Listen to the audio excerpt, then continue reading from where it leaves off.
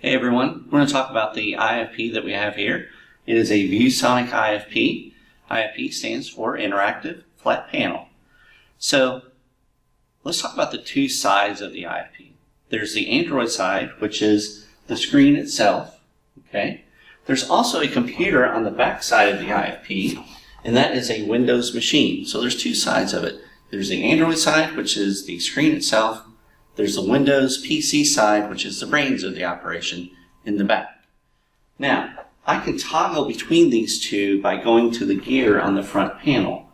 There's a little gear symbol. I click on that for settings. And I can see that now I have some choices here for my inputs. I have the PC side, which is Windows. I can also go to the viewboard side, which is the Android side, and I can click on that. So let's go ahead and do that. Just touch it. It'll go to the Android side. A couple things on here I'm going to show you. I don't use the Android side a lot because the PC side has a lot more features that we can use, especially with the whiteboard app. Okay, if you haven't seen that video, you need to check it out. Okay, a couple things I can do. I can change the name of this, and this is pretty much what appears as soon as you start the machine up. So I can click right there, and I can change that title right here. I can also do a subtitle and change that as well. There's a place to put a password. I wouldn't mess with that. It's something that you probably want to stay away from. After you've changed these, you can just press confirm, and then you can say, Mr. Broyles' classroom, or maybe it's a IFP that you have in the cafeteria. So it's the name of the school plus cafeteria, wherever it may be. Now, over here, these are all of your apps that you can choose from. We're going to discuss a couple of these today that you'll need to know so that you can operate your view board in case you have some issues. So let's do this. Let's scroll up a little bit, and we're going to go to the settings icon first. So I'm going to click on that, and you have several settings. On the Android side, you may or may not have that connected to the wireless connection or network in your school. There are some reasons that you may want to connect those, and we'll talk about those in a different video. But right now, if you're not needing access to that, I would just not even worry about it. There are some advantages, but there's also some disadvantages. So let's just look through here real quickly. I'm going to go down to Input Source, and I'm going to click on Source. And one of the things that the Android side does sometimes is it times out.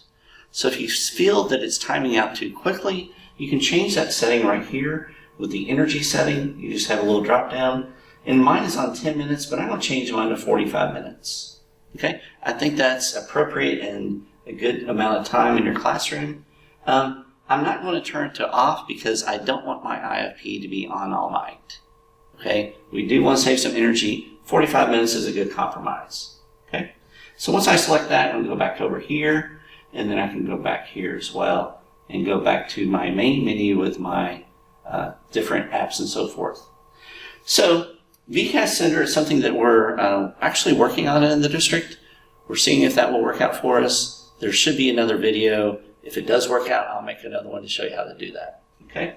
Now let's go over here, right here. This is your Android settings and your tools that you can use. You can move this up and down out of the way on each side of the screen and so forth. Okay. So I'm going to click on that, and this can take you back home. Home is here. Okay. And a few other things that I use is this. I use the tool right here to actually do some annotation. So if you click on the pencil like I did, if you go back, click on the pencil, you can change the color of your pen. So I can change it to an orange color if I want. I can change to different colors if I want, and so forth, blue, and so on. Okay, now if I want to erase those as a whole group, I just hit the trash can and it's gone. If I go back and I mark something up, and maybe I just want to erase that line, I can hit the eraser right here and just erase that line. Okay? Now, if you want to use your highlighter, you can do that as well. That's a little bit thicker, something like that. Anytime you're ready to do that, if you make a mistake, you can use the back button and it'll take those off. All right, so that's pretty much for the annotation tools on that side. Now, one of the things that I want you to know is this board is very robust. If you're afraid of having students come to the front of it to work on it, please don't be afraid. It is tough to stand. Now notice when I did that, it started clicking things, but it does no damage to the board at all. Okay? You don't have to do that to impress yourself on yours, but just feel free to know that this is a very tough board. Okay. Now, over on the side here, there are some tools here that you can use. There's the gear, which shows you the settings. There's the volume buttons here as well. On the front panel, there are USB inputs. So if you have a USB drive that you need to plug in, or maybe some kind of peripheral that you need that requires USB connection, you can plug those in here as well. Maybe it's a wireless mouse like I have, or a wireless keyboard. Also on the panel back here, there are a lot of other inputs you can have. So if you have a VGA connection, maybe you have an older laptop or older computer that has a VGA out, you can plug that in here with a wire connection and go to your settings, and those connections will show up here. Notice they're all grayed out here, the 1 through 1, 2, 3 for the HDMI and the VGA. They're grayed out right now because nothing is connected. But once you have that connection established, you can then toggle between those connections right here. So I'm going to click on that to go back. Better yet, I'll just choose the viewboard side. That's fine. Now, you have two sets of antennas here. You can probably barely see them in the video. But there's two right here. That's for the computer side. These two smaller ones are for the Android side, for the My Viewboard side that you see.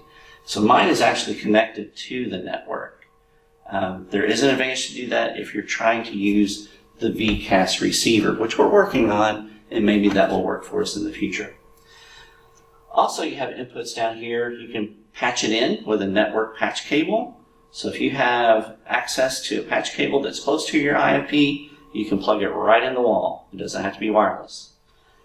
Down towards the bottom part of your selections, you will see color-coded groups of like HDMI and maybe like a printer cable / USB connection. Now, I showed how to use those in a previous video.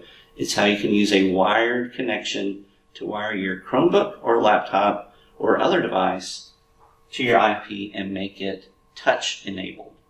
Okay, so if the kids don't have a Chromebook that's touch enabled, if they plug it up here with the two cables, it can become touch enabled.